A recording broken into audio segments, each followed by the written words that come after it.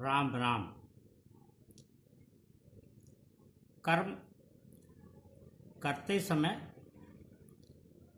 अगर कार्य और उसके फलाफल के संबंध में निर्मोहता हो तो बाद में किसी प्रकार का कोई कष्ट नहीं होता। श्रीमद् भगवद गीता में भगवान श्री कृष्ण ने कहा है, त्यक्त्वा कर्म फलासंगम नित्य तृप्तो निराश्रयः। इसका स्पष्ट रूप से आशय यह है कि किसी भी कार्य में उसको करते समय हमारी संपूर्ण चेष्टा तो होनी चाहिए, पूर्ण रूप से समर्पण तो होना चाहिए, लेकिन उस पर आश्रित होने की प्रवृत्ति नहीं होनी चाहिए। त्यक्त्वा कर्म फलासंगम नित्य तृप्तो निराश्रयः। इस श्लोक अंश से यही बात प्रकट है। कर्मण्यभ्यो प्रवृत्तोपि नयो किंचित निराश्रयः नयो किंचित करोति सः। इसमें वह इस बात की व्याख्या करते हैं कि कार्य को करते समय अगर उसमें हम उसके फलाफल के संबंध में अपनी प्रवृत्तियों को न जोड़ें और उसमें किसी प्रकार की कोई आसक्ति न प्रकट करें, अपनी न रखें, तो निश्चित तौर पर उस कार्य को करते हुए भी हमें किसी भी प्रकार का कभी कोई कष्ट नहीं होगा। दरअसल जीवन में हम बहुत बार तैयार होकर के किसी कार्य के लिए शुभ अवसर की प्रतीक्षा करते हैं और यह प्रतीक्षा करते हुए ही एक लंबा समय गुजार देते हैं, यह सोचते हुए कि कभी तो स्थितियां अनुकूल होंगी। हम में प्रवृत्तियां होनी चाहिए कि हम किसी पूर्ण अनुकूल अवसर या क्षण की प्रतीक्षा किए बगैर हमारे पास जो भी अवसर है, जो भी क्षण है, उसको पूर्ण अनुकूल बनाने की चेष्टा करें।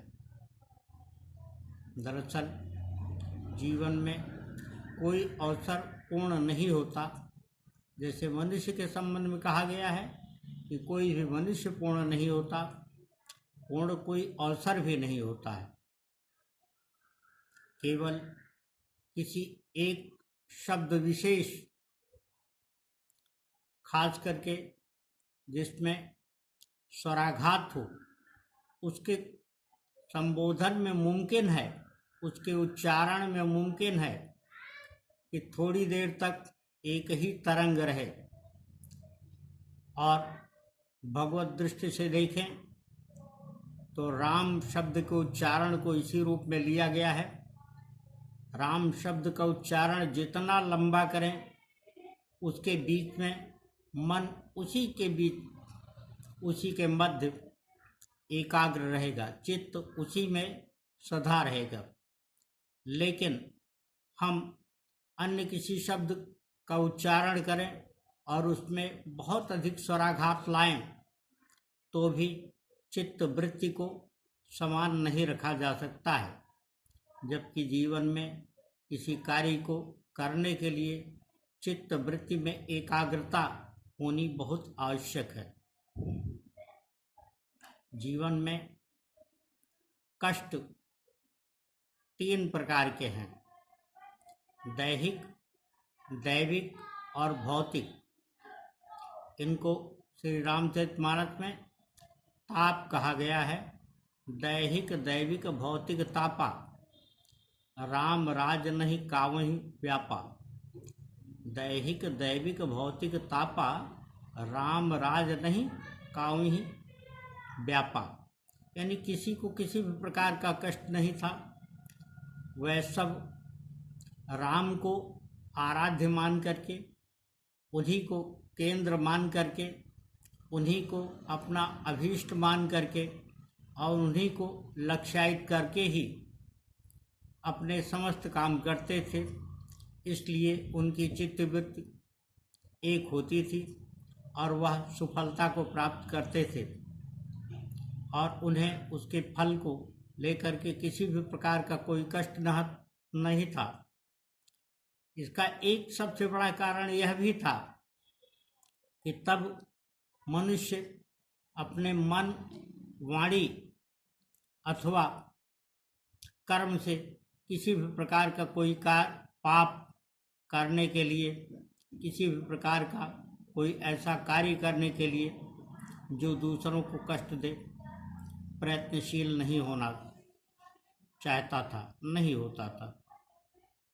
बल्कि इसके ठीक विपरीत हर कोई ऐसा कार्य करने के लिए हमेशा यत्नशील रहता था, ऐसे कार्यों के बारे में सोचता था जिससे एक दूसरे को सहारा मिले और ऐसा होने पर ही अच्छी स्थिति बन सकती है।